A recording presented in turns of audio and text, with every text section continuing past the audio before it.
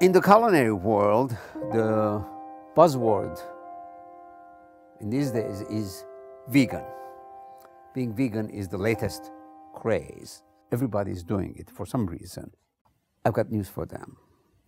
The new vegan is the old practice of Lent in the Armenian church, which has evolved over a long period for centuries, since the 4th century.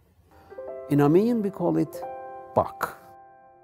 What is Lent? Lent is many things, but speaking of Lent dishes, that is basically moderation and limiting yourself to certain food categories, such as grains, wheat, barley, oats. Now, of course, quinoa is the latest grain. Legumes, chickpeas, lentils, beans, all kinds of beans, nuts, and all sorts of vegetables. During the Lent period, what is not permitted is meat.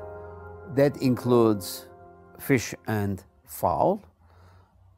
Also, dairy products, and you couldn't have eggs either. When I was growing up in Istanbul, we observed Lent religiously. My maternal grandmother was a pious woman, and she showed the way. Not only we observed the Great Lent prior to Easter, but also during the weeks preceding the other tabernacle feast days. That is the Armenian Christmas, the Transfiguration, Assumption, and the Holy Cross.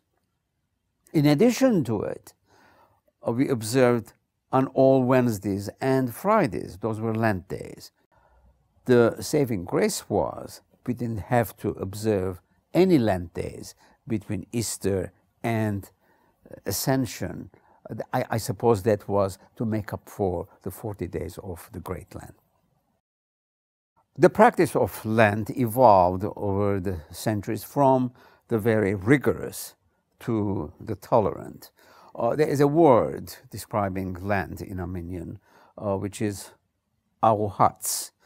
That means ar is salt and hats is bread. I'm presuming that there were certain monasteries where the monks ate only bread and salt and drank water to observe Lent. I think it's the idea that counts, to give up something that you love for the sake of self-discipline. Թող ձեր բաքը ընդունելի ըլլա